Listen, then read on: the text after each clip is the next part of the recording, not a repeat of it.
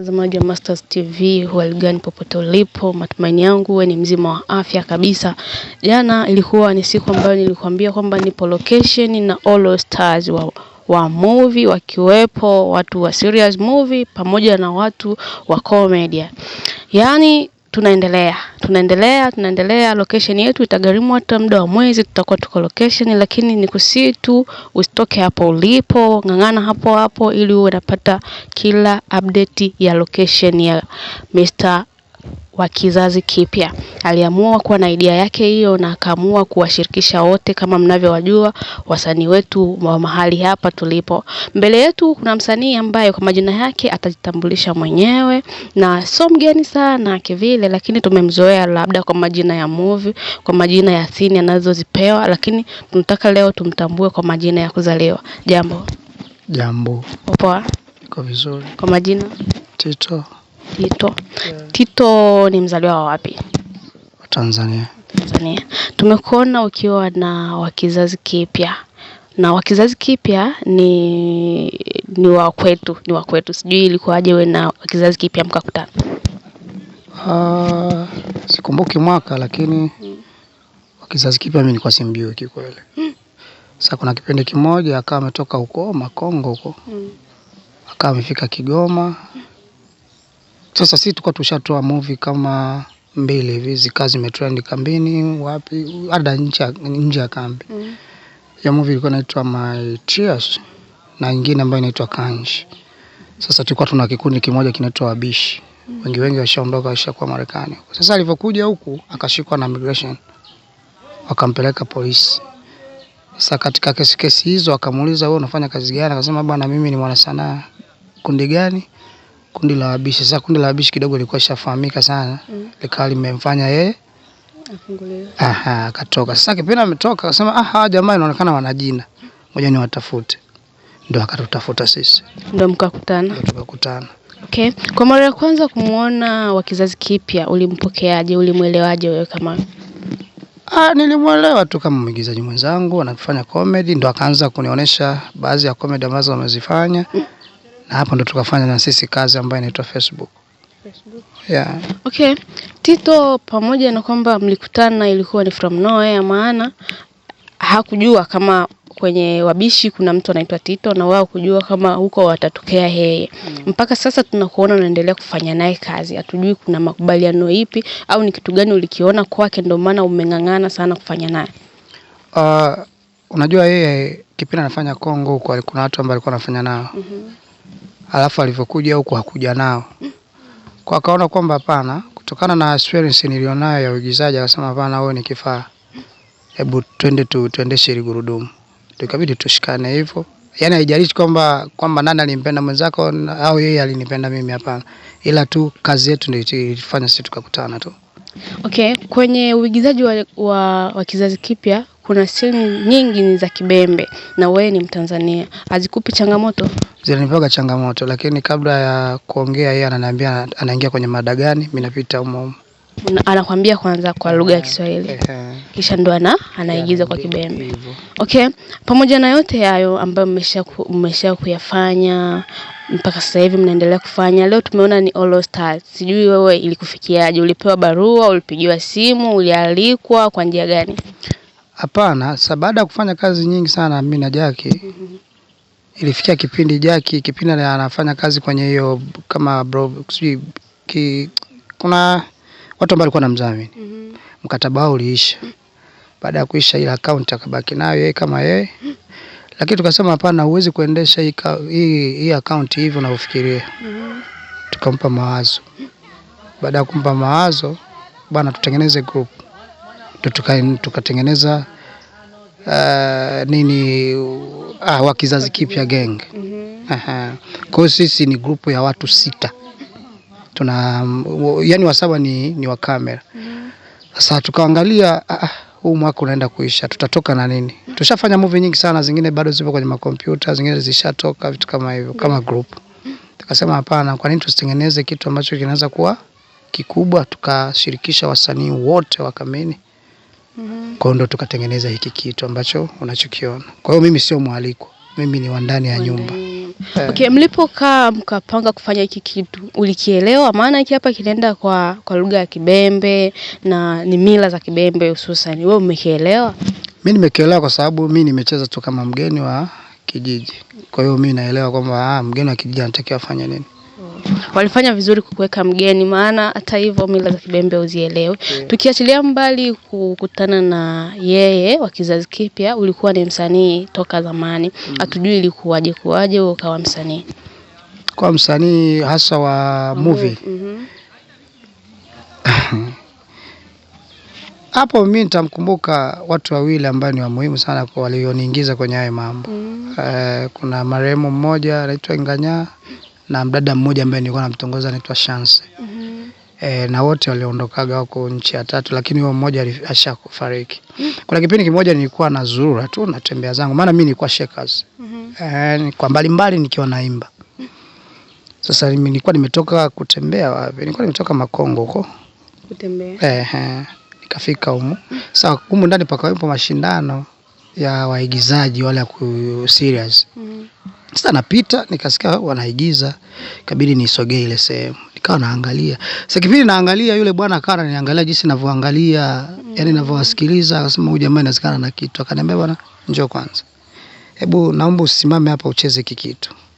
Nikacheza, nikapatia, akaniambia mwanangu baki hapo inawezekana ukafanya. Ndio nikaanzia hapo. Baadaye nikapenda sasa mwanamke.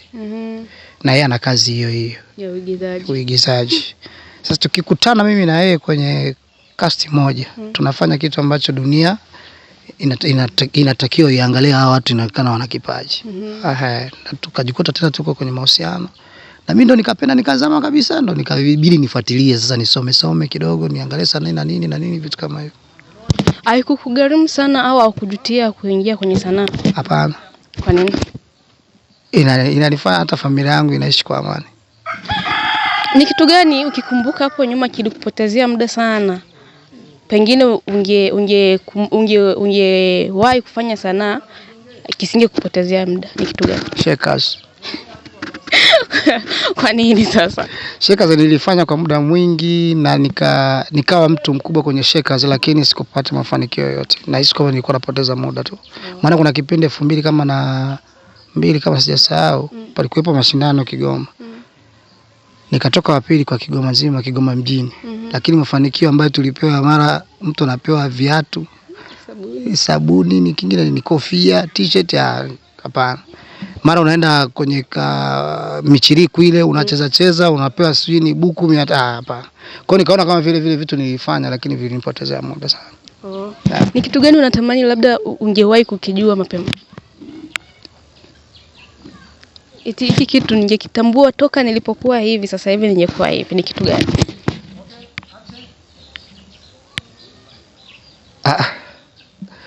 Ni uigizaji, lakini pia ningesoma na hisi kama ningekuwa mbali. Unaamini katika kusoma? Naamini katika kusoma. Okay, vizuri sana. Kuna wale ambao wanasema kwamba masomo yaliwapotezea muda. Wewe unasema kwamba ungesoma ungekuwa kwa vizuri. Unawaambia nini wale ambao wanasema kwamba mimi kwa upande wangu unaona kama shule ilinipotezea muda? Hao wana kipaji. Wana kipaji? Hawana.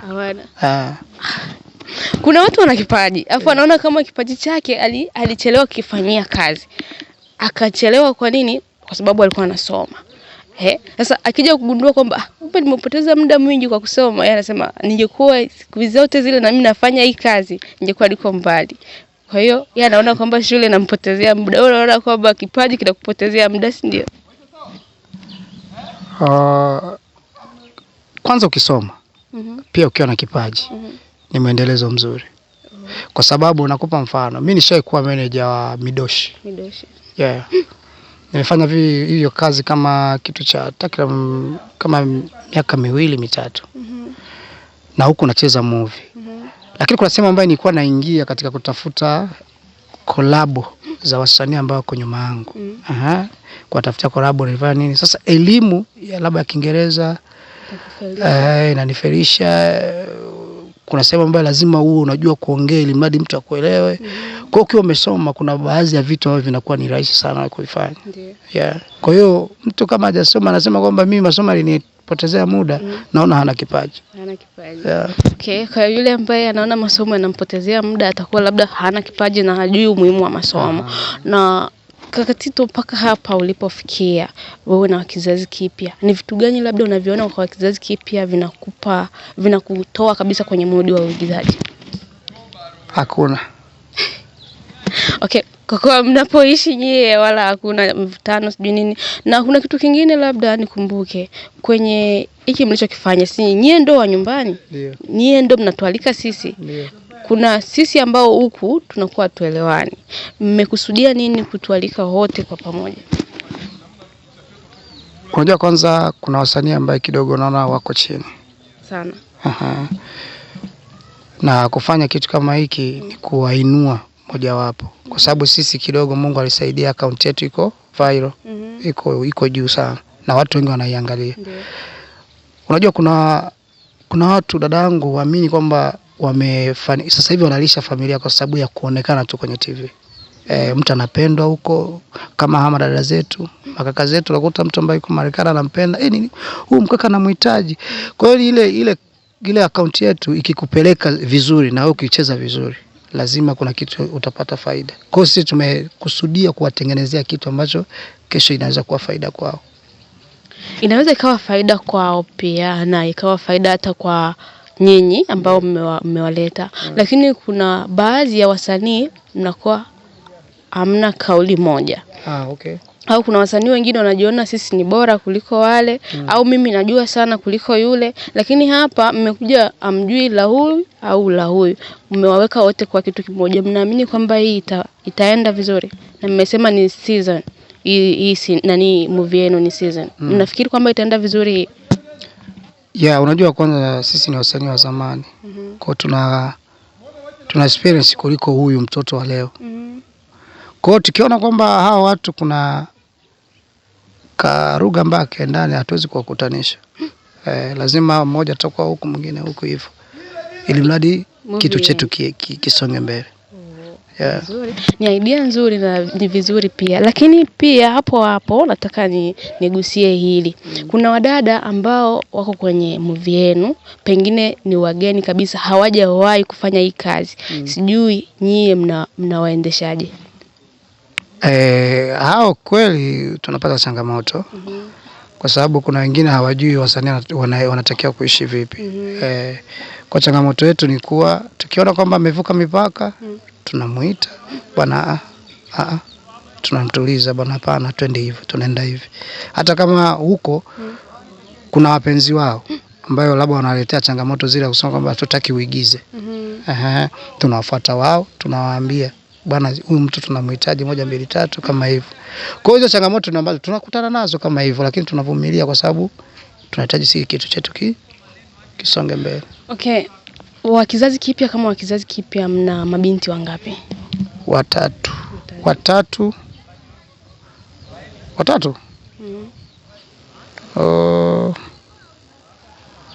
Watatu na wawili na mama mmoja. Hakuna changamoto ambayo labda nyinyi kama makapteni wa kundi mmeshalipitia kuhusu mabinti hao? Hiyo changamoto tunakutana nazo sana. Kwa sababu wenyewe wanaamini kwamba ukiongozwa na msanii, yani haswa kwa sisi ambao tushadumu sana, sanaa taijua sana. Sasa na sisi kumbe huku tuna wapenzi wetu ujue. Wa nje kabisa ya mambo. Kwa nini sasa muwe nao wa nje ya haya mambo wakati mkiwa wote hapo ndio inakuwa vizuri na noga? Mama mwigizaji, baba mwigizaji. Kuna hata hawajui, ndugu yangu, wewe acha tu. Yani hawana kipaji chochote katika maisha yao. Yani kuna kama mke wangu hajui chochote. Yani hana kipaji hata hiki, labda kusonga ugali. Sasa huyo uende kumweka kwenye sanaa, unaona unamharibu tu. Atajua mdogo. Hapana, sina imani. Au mnahofia ile Diamond alisema kwamba hata mtoto wangu akija kuwa mkubwa sitamani awe msanii maana atatumika sana, ndio mnaiogopa? Hapana, mimi na imani kwamba mtoto wangu mimi endapo akiwa, yani kila ambacho atachokipenda atakifanya. Yani atataka umalaya, ombea baba nataka umalaya, nitamruhusu, wewe nenda kufanya kazi yako. Kwa sababu ndio kitu alichokitaka. Uko vizuri na wewe ni baba wa kwanza kusikia unasema hivyo. Lakini haiwezekani. Sijui kama inawezekana hiyo. Mabinti wanakuwa kidogo samani. Hivi wewe hapo ulipo binti yako aje tu akwambie mama, nataka niwe malaya. Yaani nataka mimi, yeye ndo amejitaji. Nataka niwe malaya. Utampa ndio sababu. Unataka uwe malaya kwa sababu gani? Nimependa hii kazi. Inakuingizia, inaniingizia sana. Utamkatalia kwa sababu gani? Wewe utampa hiyo hela ambayo atakwenda kuitafuta? Mpaka kwanza mtu awe baba, anakizi mahitaji yote ya ndani. Anajua mtoto wangu atakula hiki, atavaa hiki, na hela ya kutoka nayo ni hii. Kwa hiyo hata akihitaji hela nyingine, sijui baba mimi nataka niwe malaya, maana kule mimi nikienda kwa siku natoka na 50,000, labda mimi baba hiyo 50,000 kwa siku sienezi, nampa 10,000. Nitakuwa labda namuuliza mahitaji yake ni yapi kwa hiyo 50,000. Analipi la kutaka kufanya na hiyo 50,000? Mruhusu mtoto afanye kazi anaipenda. Unafikiri ni rahisi hivyo? Na ni vigumu sana kwa mabinti sana, hususan mabinti. Lakini kwa wanaume ni kitu rahisi. Mabinti wengi wameachiwa au tumewaachia mikononi mwenu tukizani ni mikono salama. Tunajua wakienda kule kuna watu wazima, yupo Tito, yuko Jackson, kwa hiyo mambo kama hayo hayatasikika. Lakini unavyokuwa unasema hivyo, pengine kwa mzazi ambaye iko huko anatazama, ataona kwamba mtoto wangu pale, hapana. Kwa hiyo ina maana kwamba wewe mtoto unamfundisha ili mradi ajue, unamfundisha ili asijue? Ajue. Sasa kuna baadhi ya vitu lazima umwambie kwa jina ili mradi ajue. Kwa nini? Na ndio maana wazungu wanatuzidi sana. Kwa sababu mzungu yeye akijua kwamba mtoto wangu ana kitu fulani, hicho kitu ndo ataenda nacho mpaka anamaliza. Lakini huku wewe ni mwigizaji lakini unaenda kusomea udaktari. Ina maana kwamba kile kitu umeenda kukiforce kiingie ndani ya mwili wako. Kwa hiyo hutokuwa makini kama vile ambavyo inatakiwa. Lakini kama kipaji chako wewe ni msanii na ni mwimbaji, alafu unaenda kusomea hicho kitu, ndugu yangu, utakuwa chini ya mmoja wa hatari sana.